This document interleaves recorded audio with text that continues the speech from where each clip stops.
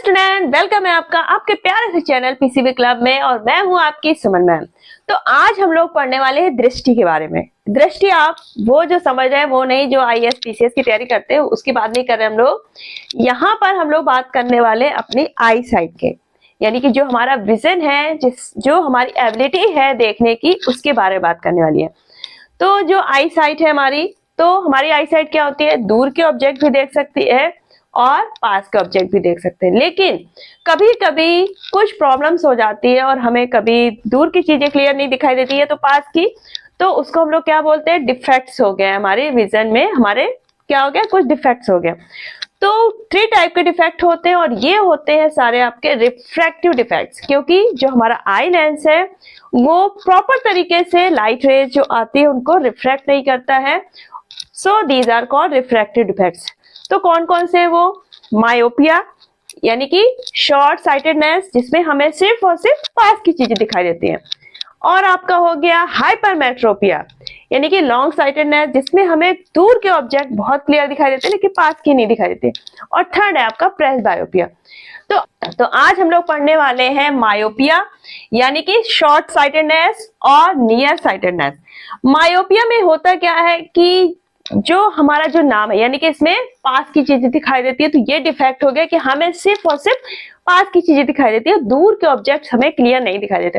मान लीजिए कोई स्टूडेंट्स है, वो क्लास में बैठा हुआ है, अब वो बुक तो आराम से पढ़ रहा है, लेकिन जो उसकी मैम या टीचर जो भी बोर्ड पे लिख रहे हैं तो वो उसको क्लियर नहीं दिखाई देता।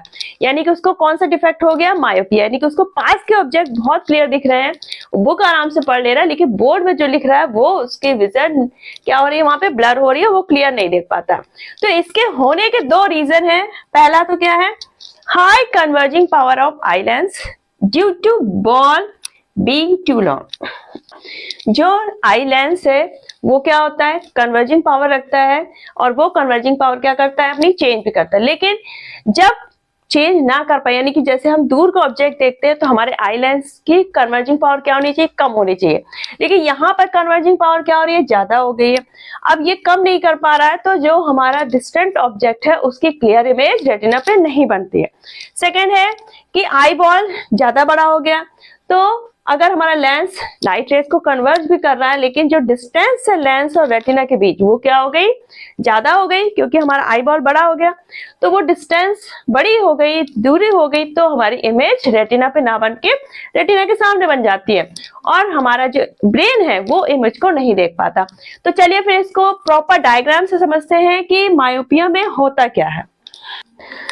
अब मान लीजिए किसी पर्सन को मायोपिया डिफेक्ट्स है, तो क्या होगा? जब हमारे ऑब्जेक्ट से पैरेलल रेज आएंगे, इस तरह पैरेलल रेज आएंगे किसी डिस्टेंट ऑब्जेक्ट पे, तो इस लेंस से जब वो कन्वर्ज होंगी तो ये जो इमेज हमारी कहाँ बननी चाहिए? रेटिना पे बनना चाहिए। ये हमारी क्या होती है? रेटिना।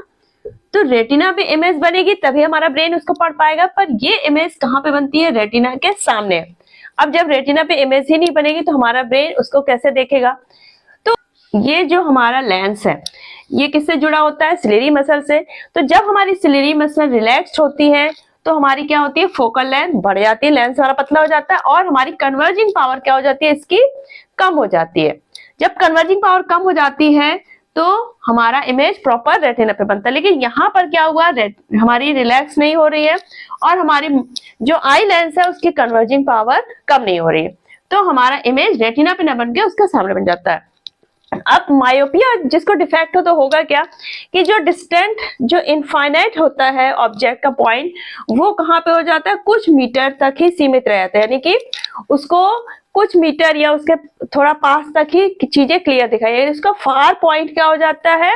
पास आ जाता है। इनफाइनाइट से कहाँ हो जाता है? वो काफी पास आ जाएगा। पास का ऑब्जेक्ट अगर है यहाँ पर है तो उसकी जो रेज जाएंगी तो वो बहुत क्लियरली उसको यहाँ से क्या होगा?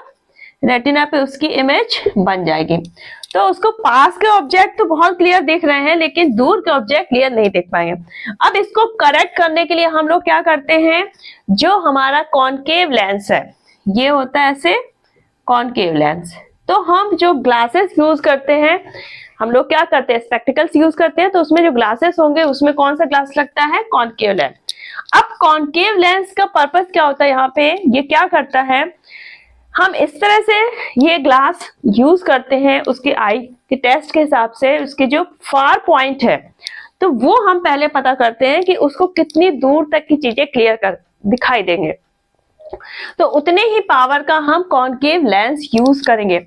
जितने दूर तक उस पर्सन को चीजें दिखाई दे रही हैं तो हम क्या करेंगे, इस तरह से कॉनकेव लेंस हम लोग यूज करेंगे कि जो दूर से आ रही है ऑब्जेक्ट्स की जो रेज आ रही है तो पहले ये क्या करेगा, यहाँ पर उसका वर्चुअल इमेज बना देगा।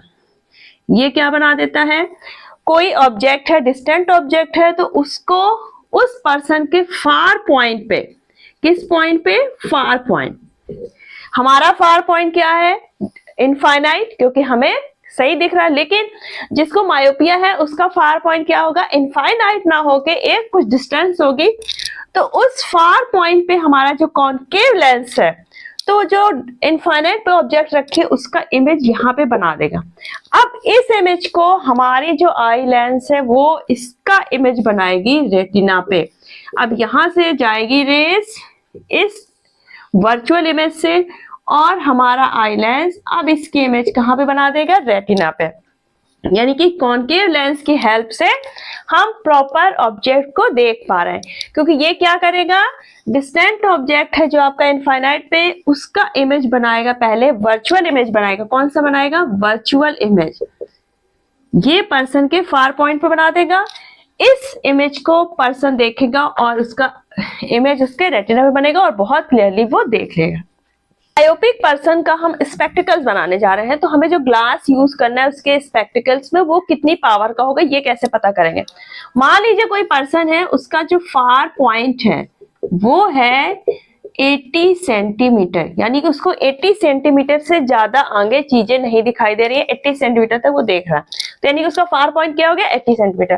अब हमारा जो ऑब्जेक्ट की डिस्टेंस होगी वो u होती है, वो कहाँ है, हमारी इनफाइनाइट पे है, ठीक है। अब हम ये कॉनकेव लेंस की क्या निकालना है, फोकल लेंथ, जो हमें ग्लास में लगाना है, ठीक। अब यहाँ पे इमेज डिस्टेंस क्या होगी, हमारा जो कॉनकेव लेंस है वो इमेज कहाँ पे बनाता है, पर्सन के फार पॉइंट पे, यानी कि 8 सेंटीमीटर पे बनाएगा, तो ये हो जाएगी -80 सेंटीमीटर। अब ये वर्चुअल इमेज बनता है लेंस के सामने, तो ये माइनस में होगी इसकी डिस्टेंस। फोकल लेंथ हम कैलकुलेट कर लेंगे फॉर्मूले पे, तो 1/v आपका हो गया -80, ये हो गया आपका इनफाइनाइट ऑब्जेक्ट की 1/f, तो f इक्वल टू आया -80 सेंटीमीटर। फोकल लेंथ आ गई, हमें पावर का फॉर्मूला पता है 1/f इन मीटर, तो सबसे पहले हम इसको कन्वर्ट करेंगे मीटर में, तो 80/100 मीटर। तो यहाँ पर क्या हो जाएगा, p इक्वल टू 1/-80/100, यानी कि 100/80 माइनस, तो ये आएगा माइनस का 1.25 डायोप्टर। यानी कि इस पावर का अगर हम कॉनकेव लेंस स्पेक्टिकल्स में लगाते हैं तो अगर कोई मायोपिक पर्सन है जिसका फार पॉइंट 80 सेंटीमीटर है तो वो जो डिस्टेंट ऑब्जेक्ट होंगे उनको बहुत क्लियरली वो देख लेगा।